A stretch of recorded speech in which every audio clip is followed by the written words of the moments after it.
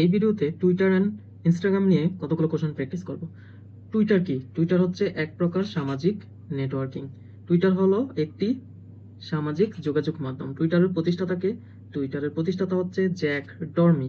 সামাজিক networking site কোনটি? Google, flicker, superbug? না, টুইটার। টুইটারকে ইন্টারনেটের কি বলা হয়? টুইটারকে ইন্টারনেটের SMS বলা হয়।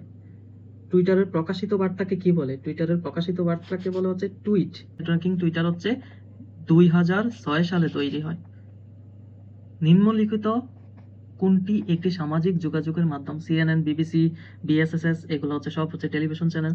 দ্যাট মিনস হচ্ছে টুইটার হচ্ছে সামাজিক যোগাযোগ মাধ্যম। বিশ্বে সামাজিক যোগাযোগ মাধ্যম হিসাবে টুইটারের অবস্থান কত?